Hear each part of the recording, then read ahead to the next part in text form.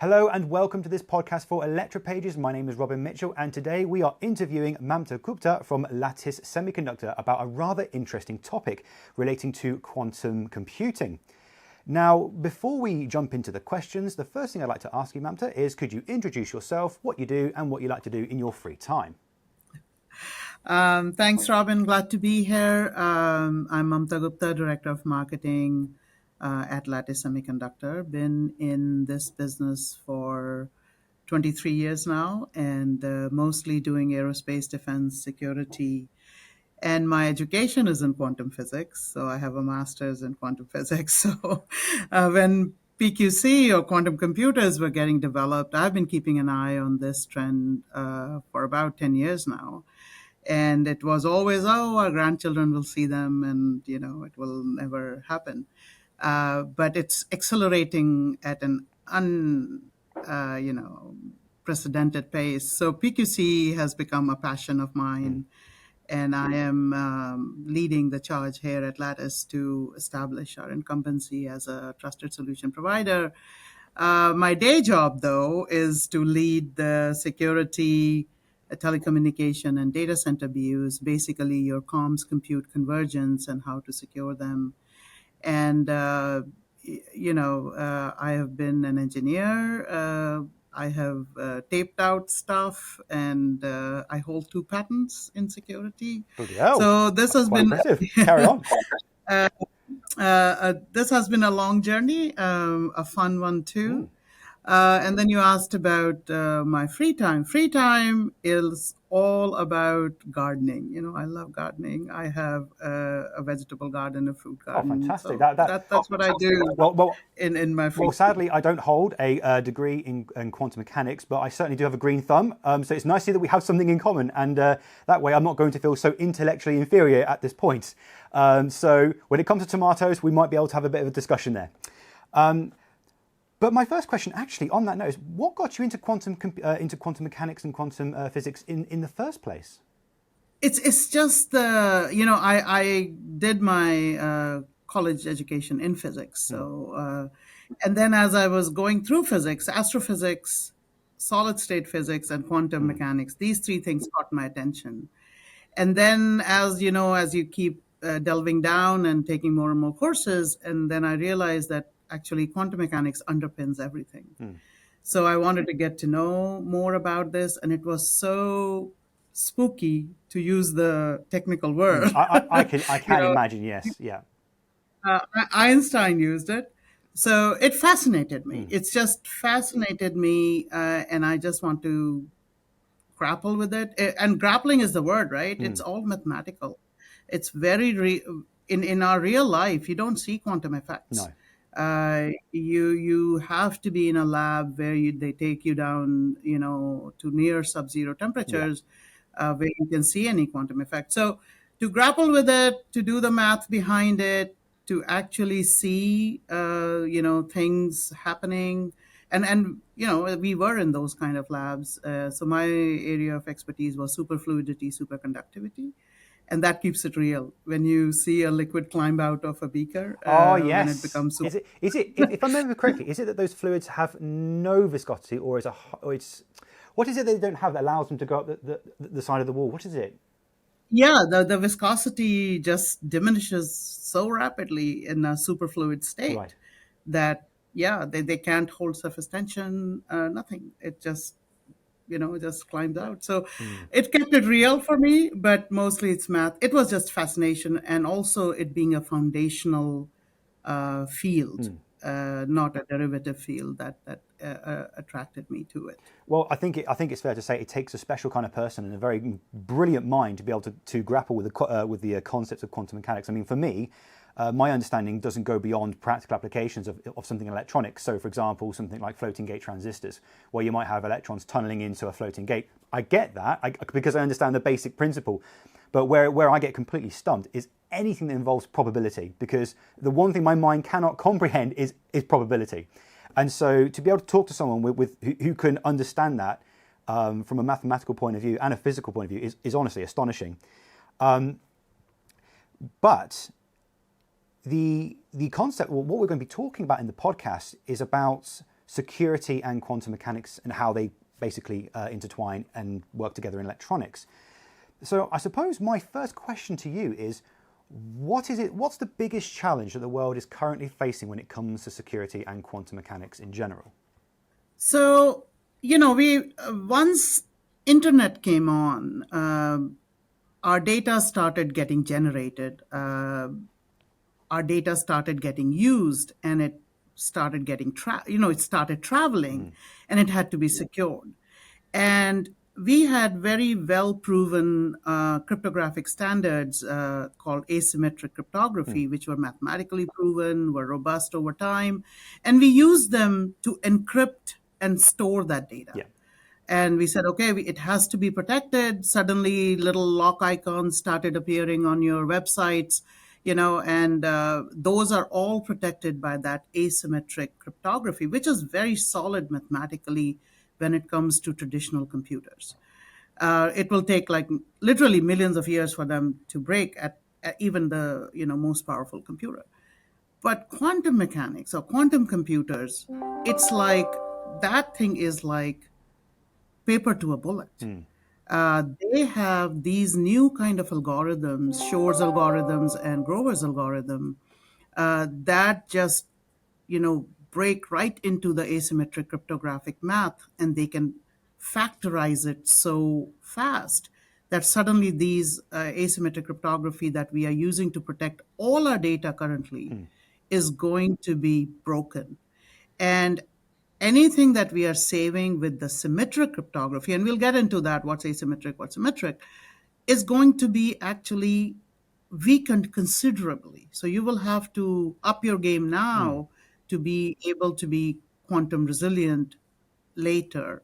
So that's the biggest threat that is facing us, that once a crypto capable quantum computer comes online, the data protections that we have today are going to be broken. And all those data protections are needed to have a safe internet banking or having safe, software updates. Those are the big things now, right? Your phone, your car, everything gets a software update.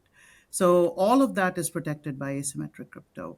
Then the other threat that is really ringing alarm bells is something called steal now, decrypt later.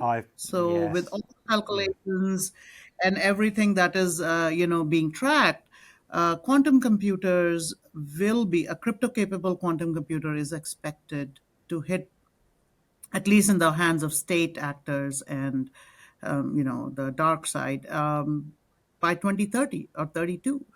And that's within now a 10-year horizon, right?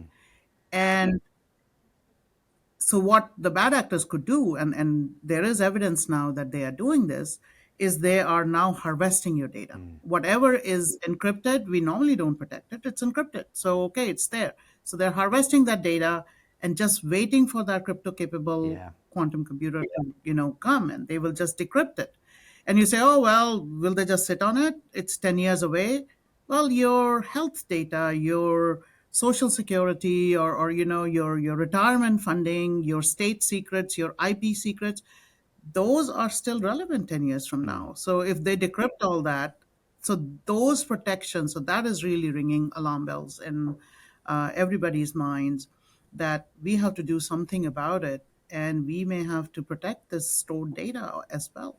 And do you feel like that people are not fully appreciating the idea that people can steal data now by storing it, and then, like you say, sitting on it and then decoding it in the future? Do you feel like that people aren't taking enough action now on that side of the challenges? So on the state side, whatever information trickles out or is published, we do believe that governments are taking very serious look at it. It's just that the legacy and the legacy quantities of the data is so big, and also the protections are just coming online, and there are so first you have to publish the math for the new cryptographic algorithms. Then the new algorithms have to come in place. Then you need to have solutions built on those algorithms that you can adopt. So now we are seeing that those solutions are emerging. and people are, at least the state side, people are racing to mitigate those. But I do not see in commercial arena that urgency. And to be fair, I also do not see the awareness of it. So wherever I have gone and presented, or I go for customer meetings, the moment I lay this out, it's so logical that immediately it snaps, right? That, oh, we have to do something about it. But then the thing that I really worry about, and our customers, I always treat my customers as, our partners, and I always position myself as their trusted consultant. I worry that they are not taking it seriously, that how fast quantum computers are gaining in effectiveness and strength. And this is just what is getting published. Even what is getting published is very, very alarming at the rate they are growing in strength. What is going underneath, what is secret, you can only imagine. So this is what I try to stress upon when I am, having these meetings with customers or in the industry forums, that please take this seriously. This is happening faster than you can imagine. And it will be a heavy lift because you are creating so much data and encrypting it with standards that will be broken. So you're retrofitting and then, protecting for future. It's going to be a heavy lift. So the earlier you get started, the better it is. Now, on the topic of having open or having standards for protecting devices against future quantum attacks, over the past few years, I've seen quite a number of attempts be made by researchers. And while they do protect data from a mathematical point of view, when it comes to the implementation, you tend to find that they're quite susceptible to things like side channel attacks. So, for example, there was one team of researchers who developed a quantum, like an encryption algorithm to protect against quantum attacks. But what they found was that the way that their coding was done, you would find that there'll be more power depending on what it was decoding. So you could effectively work completely around all that complicated math and just look at the power consumption and immediately see essentially what was being processed. So what's your opinion on those kind of attempts? So it has to be a layered approach, right? The segments that I lead, which is the data centers, the cloud, telecommunication, there are layered defenses that are laid out. So in some cases, it is, yes, with a side channel attack, if you have access to the device or the system, you could do a power analysis, and yes, you could figure it out. But there are now algorithms and there are solution providers who are taking immense pains to have side channel attack resistant post quantum algorithms. So the dilithium Kybers that we are assessing, from our IP vendors or our partners, we do look for their SCA, which is the side channel attack resiliency on their algorithms. Because yes, and it's the same for traditional algorithms as well. Side channel attacks are very real tamper events. But then again, not every device is accessible in data centers. So if you are doing a massive data center, there are certain core devices that will always stay within your control. Yeah. So at least on those, you can move faster and at least stop a remote attack. That somebody logs into your device and tries to break, or logs in through a quantum computer and tries to break your asymmetric math. Yes, but they don't have any physical access to it.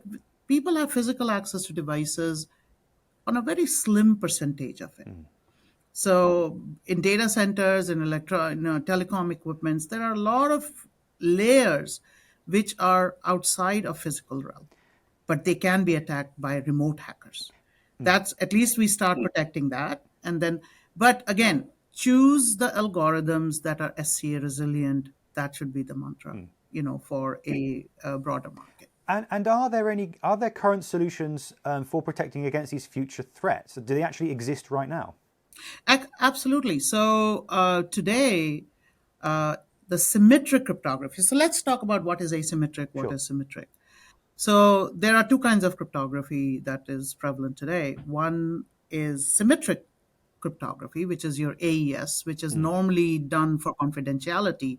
You encrypt and you encrypt with one key, and hence symmetric. That is the key that is used for encryption and decryption. That cryptography is resilient against post-quantum, but you have to increase the strength. So today, mostly a lot of people use AES 128. Now you have to go to AES 256. It's a key length. And 256 will be post-quantum resilient. So that you could do immediately. And there is a format called AES GCM that can be used for not only encrypting it, but also for authenticating it. So there are functions that you have to do. You have to hide it, encrypt it. That's called confidentiality. And then you have to authenticate it to see that, okay, I am getting it from the right source, that this is the right file I was supposed to use. That is called authenticating it. And that can be done by AES GCM, and that is post quantum resilient. That is available today, and people can switch to that. What is asymmetric cryptography? Asymmetric cryptography is two keys. One you use to encrypt it, one you use to decrypt it, or you use to sign it, one you use to authenticate it. So it is much easier because one is a private key, you keep it. Public key, you can publish it on internet, nobody can figure it out. And so it is much easier to use. That is the most vulnerable to post-quantum. So we need solutions which are quantum resistant solutions to asymmetric cryptography. That is paper to a bullet. So if you are only relying on asymmetric cryptography, which are ECC, RSA, anything with EC in it, ECDSA, ECDH, that will be broken. So you need to now start thinking that how do I abandon my EC star or RSA star and go to AES, or I go to PQC algorithms like dilithium, Kyber, or the other things. The one thing that is available today and is resistant, another thing is called the hashing functions. The HMAX, the SHAs and the HMAX. These are hashing functions. They are resistant to post-quantum. So for integrity checks, don't just rely on your EC star or RSA star. Start using hashing in it too. Not everything can be replaced by hashing, but there are certain integrity checks that you can do by hashing. So I'm giving a lot of information, but security architects would get what I'm saying. But these are the things that you have to take care. So hashing functions, SHA, and HMAC, and then AES, the symmetric encryption, are post-quantum resistant or resilient, and they can be used today. Now, a quick question about this is where I might be going well outside the bounds of my knowledge here, but I'm going to try my best. Right. Unless I'm wrong, is the reason why asymmetric keys are more vulnerable comes down to the fact that I think you generate keys based on the product of two prime numbers? Is that what makes it vulnerable? Exactly. So now let's take a little. It's going to get really complicated now. Go on. Real complex. No, actually, it is actually a fun game I play with people. What is asymmetric math? Asymmetric math is actually factorizing, called subprime or semi-prime.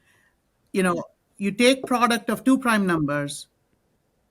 That's the simplest way you can think. Like, let's say, 7 times 3, 21. 21 is that semi-prime, right? It's a product of two prime numbers. Think of it that way, that 7 is your private key, 3 is your public key, and if you publish 1, it's very hard to come to 21 or figure out your other if the prime number is big enough. Yeah. So traditional computers actually have to go one by one. Yeah. They will do that Eratosthenes sieve, literally. divide by 2, divide by 3, divide by 5, divide by 7, and they will have to figure it out like that. They would have to factor that prime number like that. But quantum computers don't do it like that. So Shor's algorithm can break that, whatever it will take, a traditional computer like 10,000 years, 100,000 years, a month for Is a it? crypto-capable quantum It computer. doesn't turn it from a 2 factorial to a 2 to the power n, is it? Is that what it does? So that's the Nevin's theorem, Oh, right? So you are. I'm really trying. I'm really trying to go deep into my memory Uh, here. you do know stuff. Some stuff, barely. Yeah. So this is where Moore's law, where it was saying, hey, every 18 months it will double. Now the Nevin theorem is saying the quantum computing capability is going like 2 raised to power n, right? It is going to be. They have a term for it which is slipping my mind right now, but it is Nevin's theorem. So yes, the Moore's law doesn't apply to quantum computers. It is much faster. It will go power of 2, 2 raised to power 2, 4. Oh, I see. Yeah. It, yeah, it just keeps on going, and then at a very fast rate. So we are still in an early phase to see what that rate will stabilize to, but at the current rate, what we are seeing is that theorem is absolutely coming into place, that it is actually going as a factor of 2, or power of 2.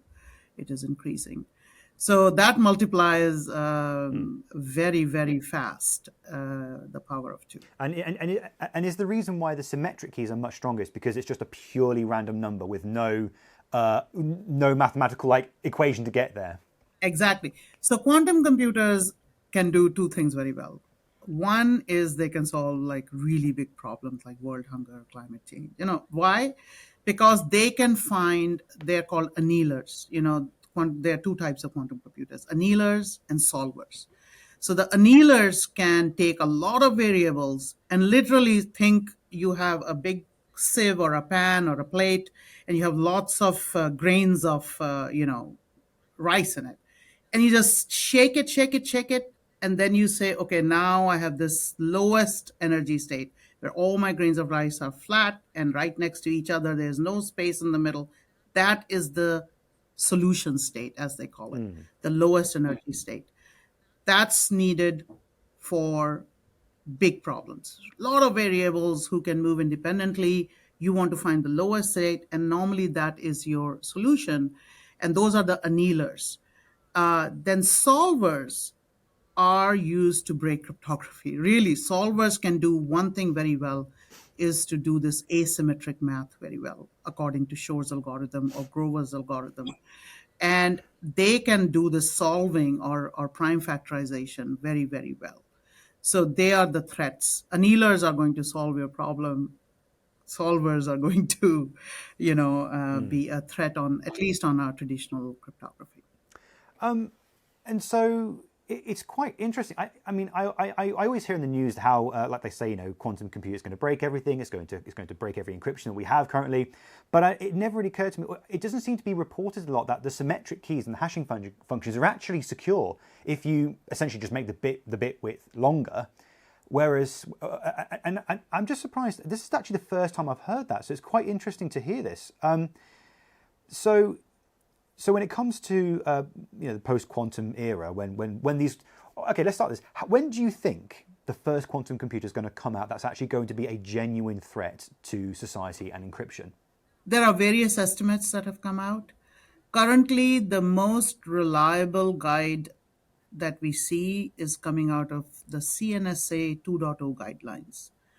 So CNSA 2.0 is the commercial arm of NSA that publishes the guideline that, hey, if you're going to be utilized in some critical infrastructure or doing business with the U.S. government, you better be compliant to these guidelines. So they just published last year the CNSA 2.0 guidelines.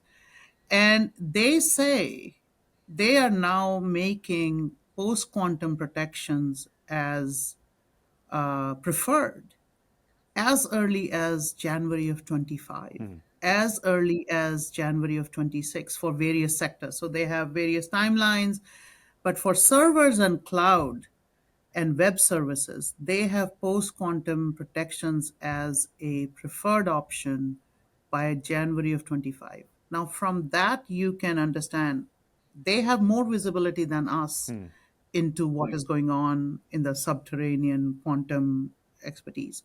But the wide consensus now that is developing is 2030, that we will have, as people are facetiously calling it, Y2Q, where a cliff will happen when you have that, but something around that time, 2030. It's no longer in that la la land of my grandchildren or anything like that. Or how fusion's It's always 20 years away.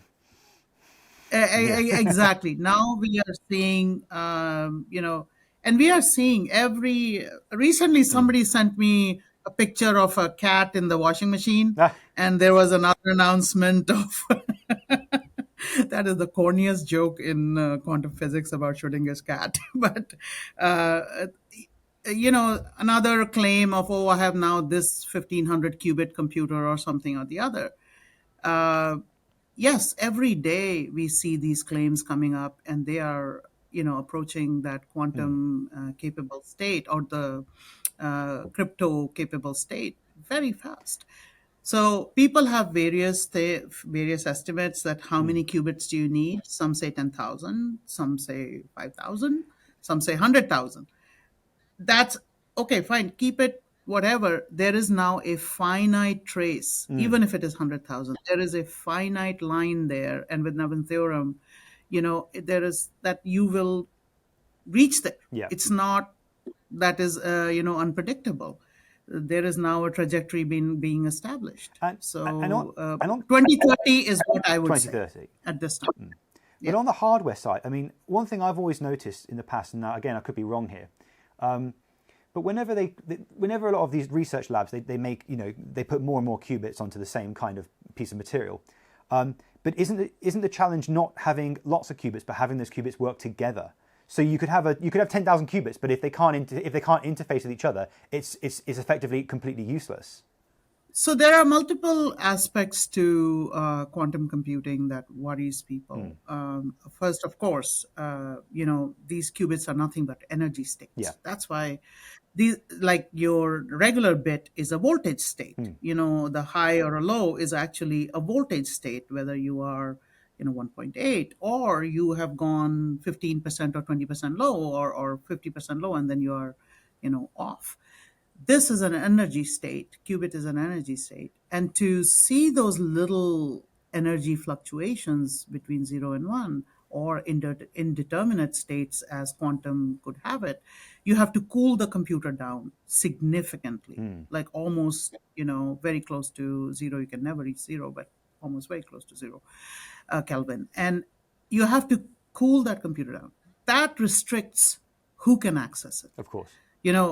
To submerge the whole computer into a chamber that will cool it down, and then to read it carefully, that you can actually make sense of all these entangled bits and see what states they are, and to make, yes, these are technical challenges. And that's why quantum computers are being developed by big corporates, and state actors are funding that, because you need those kind of labs. But even today, quantum computers are available to universities and academia, to whatever stage they are in, through cloud. So quantum computer is never going to come and sit on your. Of course, no. You're not going to get a quantum chip in your computer. It's going to be something you access remotely. Exactly. Yeah. Yeah. So you will access the quantum capability through cloud. And that's what is the worrisome aspect of it, that yes, a big state actor, or a big corporation, or some big shadow actor could have a quantum computer running, and they could actually give access through cloud. So that is one aspect of it, that you have to make it stable, you have to make it accessible. And then there are nitty-gritty aspects of it. We don't have quantum cables, and something as mundane as, we don't have enough skilled people to work on this. So those are, but as I call them, those are teething challenges. Those are growing pains. We will get over it, because at some point, this will become mainstream, thing. And then AI is coming over a lot of, so there is a lot of mathematical drudgery in anything that is quantum that will be taken over by AI. And you don't have to do that. You can just keep thinking and planning. So there was this interview, I forget with whom, they called it a singularity when AI and quantum computers meet. And singularity is something where we don't know what's on the other side. That when these two technologies will meet. So that's another interesting podcast we could have. Is it, yeah. That kind of sounds like the idea where if AI becomes advanced enough, it can start to design a better version of itself, and it gets to the singularity where it could effectively exponentially improve itself, which itself wouldn't take very long. So you get this sudden whoop of computational capability of what it's able to do. Yeah, and also as I was, meditating on it a little bit, it really provoked thought. That interview, that it really provoked my thinking that what could happen on the other side. I'm saying, how could it be used? And really, it's very, very hard to predict that what could happen on the other side. Could we what kind of technical advances could we look forward to? Yeah, some you can say, oh yeah, this will make it faster. Suddenly we will have 100,000 qubit computer, and then what? And how it will affect us in our daily life. It is hard to predict because we are still understanding these two technologies, but they're racing towards each other. So this is the thing. But no doom and gloom here. I'm saying not doom and gloom. Because you're very pessimistic soon. No. I am an eternal optimist, and I believe we'll put them to good use. And I think what will make it what will make it more likely to be put to good use is, like you say, it is so difficult to maintain the temperatures, the environmental stability. You can't have external magnetic fields, electric fields, radio waves. It has to be completely a very controlled environment. So if you do build one that has the capability to decrypt algorithms, it's not exactly going to be in your neighbor's back garden who's a malicious cyberpunk criminal. It's going to be in the hands of a government or some kind of agency. And so then really the trust issue becomes, can you trust the government or that person to use that machine responsibly? But considering the fact that so few people have a machine like that, you could argue, say it's easier to control as to how that's used. So again, it's like weapon system. So few people have weapon systems, but is it easier to control? So I almost think of quantum computers to be an aspect of weaponization. Now, this is my view. This has nothing to do with Lattice. So, but it has to be looked at in that terms. That like cyber attacks today are a kind of warfare. To cripple, a state's critical infrastructure, to bring down an electric grid, that is being now considered as act of warfare. Same idea will apply to quantum computers as well. Well, you could if one state will have it, the other side will have it too. Well, you could argue that if the world doesn't change, if the industry doesn't change the algorithms they use, and they're still using unsafe encryption methods, you could actually look at quantum computers, or one that's capable of being usable, practical, as a weapon of mass destruction to a degree. Because while you're not physically doing any damage, you could damage entire economies. You could you could collapse economies via banking institutions, stock markets. You could absolutely crash all of that. All of people's data would be absolutely exposed, and the amount of damage that would do to a country's ability to support itself would be severe. Yeah, absolutely. But why say quantum computers? Sometimes when I go and work with our customers, or I hear or talk in industrial forums, I am amazed at the big loopholes we have today in security implementations, where people are still relying on guns, guards, and gates and doing perimeter security, and are all feeling warm and fuzzy that my cybersecurity is up to date. And then we have all these pipeline hacks and all that. It is happening today. So why quantum computers? As a security, consultant, if you were to say, or a trusted partner, I worry about that even with traditional cryptography, we haven't taken the cyber resiliency actions or protections today. And of course, it was going to be exacerbated because people who are actually conscientious today and doing all the encryption with asymmetric crypto and taking all the nice precautions, they will have to do it all over again to protect against quantum computers. But for, a lot of ignoramuses who are sitting warm and fuzzy with guns, guards, and gates with no protection today, for them, quantum, shwantum, they are vulnerable today. So we have to raise that awareness that cyber resiliency, whether it is today for traditional cryptography or it is for post-quantum era, is your basic foundation. Take a look whether you are cyber resilient or not. And then we talk, pre-quantum, post-quantum. And one industry that comes to my mind is the IoT industry. Considering the millions of devices out there, that half of them don't even have passwords. So the other half that do have passwords or try to use the most bare minimum encryption methods, all of that is going to be completely and utterly vulnerable. IoT arena is very scary. The edge devices, and you see the hacks through, temperature monitors. It is utterly mental. It is absolutely mental. Cars getting hacked through their chargers. Yeah. It's like, okay, yes, and 62443 actually is trying to rein that in, and we are engaged in multiple engagements where we are providing resilient solutions for 62443. But in IoT, yes, the devices are lagging behind. The systems are lagging behind. There is a race to just make everything intelligent, but not Secure. really enough safeguards are being built to secure them. That's really interesting those. the way you say that. Everyone's racing to make everything. Everyone's racing to bring AI, the best features they can get into these products, and yet no one stops for a second. And goes, you know what? Before we run, maybe we should make sure that the foundations are secure. And I think that was beautifully demonstrated in the IoT industry, where when people realized that they could take small microcontrollers and connect them to the internet, they all went crazy trying to build all these kind of gadgets. And the engineers would have most likely thought, oh, it's a simple device, no one's going to hack it. It's got no real capability, except it exposes your Wi-Fi. It gives people outside access to your remote to your internal network. Then within the internal network, they can infect other devices.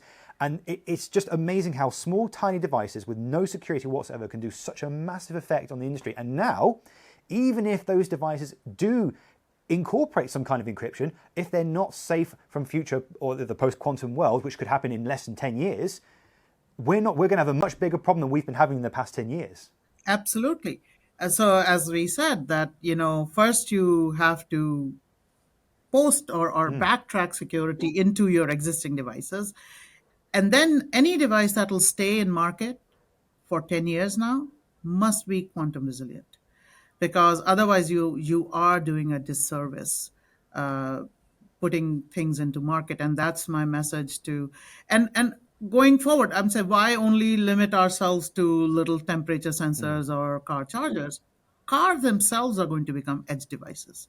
Today, Tesla in itself, maybe you wipe out the name, but the EVs in themselves are rolling data centers on wheels. And they're also edge devices that are constantly being, queried and getting updates and all that stuff.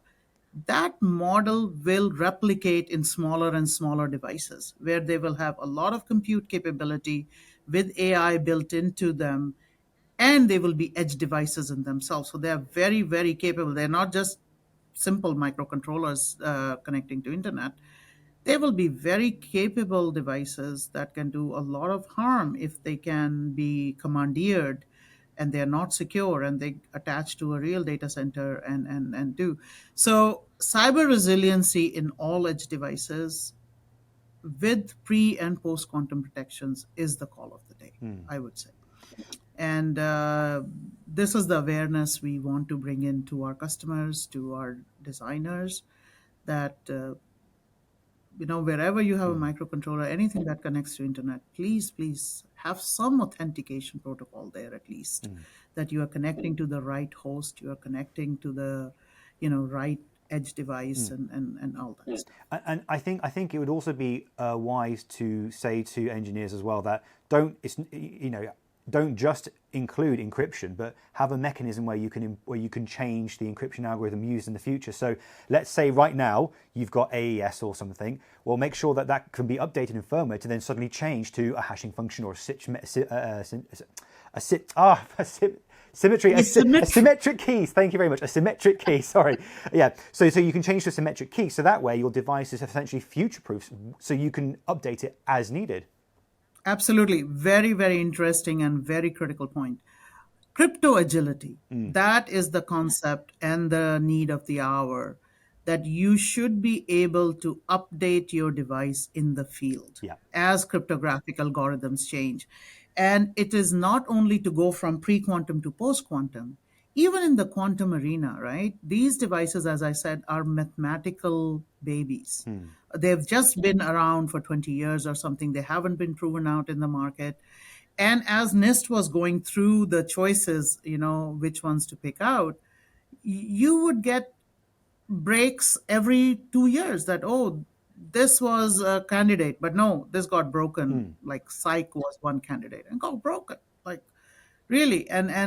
So okay, fine. We have now a choice from NIST of certain quantum algorithms, post-quantum algorithms, like dilithium kyber. Who knows about their longevity? Maybe there will be a dilithium 2 or a kyber 2 when somebody finds a flaw in it. What are you going to do? Okay, you were very conscientious. You did whatever you had to do, and now a new algorithm has come up because the previous was broken. So crypto agility is the call for the day, and it's easier said than done because normally these crypto algorithms are hardened in some way or the other, and it is not easy to do an update in field.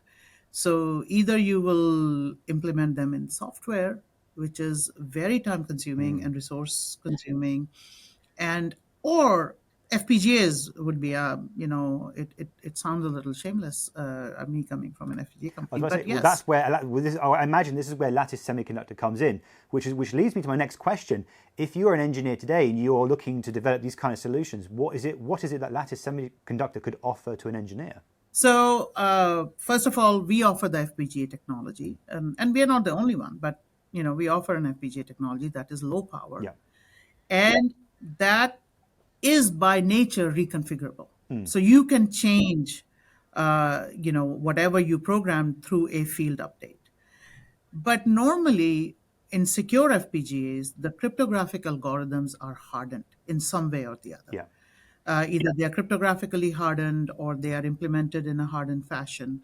They are not easy to upgrade. So we have done an innovation, and that's one of my patents is actually on crypto agility, where you can actually update your algorithm in the field. A cryptographic algorithm, a hardened algorithm, we call them steel balls.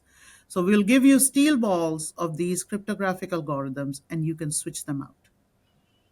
And this is upcoming, and we are going to be making announcements on that. So I'm giving a preview of this technology because we are presenting papers on it. We are presenting, we are offering this solution of crypto agility because we do need this for either state algorithms. So of course, it has to do something about quantum, post-quantum cryptography. But now think about it. Every state has a little twist to the algorithms. Western world has their own NIST-inspired algorithms, but China is doing something very different. And they want to do their own thing. So, okay, you want to sell in both markets. So how do you do that? So you should be able to switch out those algorithms if needed for markets, because China will not allow certain, NIST algorithms to be operated in their market, just like we don't allow the other way, right? So for true crypto agility, you should be able to switch out algorithms if something gets broken or you want to increase the key length. You were only using certain key length and now you want to do other. So we will be able to give a field update capability on cryptographic algorithms. Currently, we are targeting it for PQC, but it can be retargeted according to customer needs. If Germany comes up with their own standard or something, yes, okay, another steel ball, and then you can switch it out. It's that mechanism to switch it out in the field that is very unique in Lattice devices. But as an FPGA technology, crypto agility, or agility of configuration is built in. So I would advise designers to keep that in mind and make FPGA. So as we call it, security storm is on the way. Things are going to change a lot. From perimeterless security, zero trust security, new regulations, post quantum crypto, shelter with FPGAs. Because they are reconfigurable. When things are changing, FPGAs are your best bet because they're reconfigurable. And in that, Lattice Secure FPGAs have this unique capability of switching out hardened cryptographic algorithms in the field. Fantastic. Now, just before we wrap this interview up, I've got one more question for you. For the engineers who have been watching this podcast and they want to get involved with the post-quantum world and want to secure the devices, and they want to work with or use Lattice Semiconductor solutions, what would you recommend that they do? So visit our website, and if you have queries, we have a very capable, technical support team. If you are already working with Lattice, you have a conduit to them. Ask questions.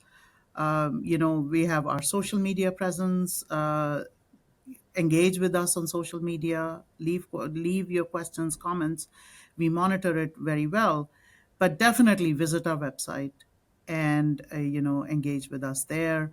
And if you already are a customer, engage with our tech support or social media. Most welcome. Fantastic. Well, I'm sad to say that we're going to have to end the podcast now because it's been an absolutely fantastic episode to have you here. We have learned a lot on quantum computing, the challenges that people will be facing and they face today. And I can say without a doubt that you are an absolutely brilliant person, and it is amazing to see what you guys have been doing with this post-quantum issue. So all I can say is thank you ever so much for being on the podcast today. Thank you, Robin. It has been a pleasure. And it is such a pleasure to find a host who knows so much. And you should definitely come back because we've got to have more conversations about this because there's so much we could talk about for sure. Absolutely. Would love to. Fantastic. Thank you for having me. Thank you very much. Thank you. Bye-bye.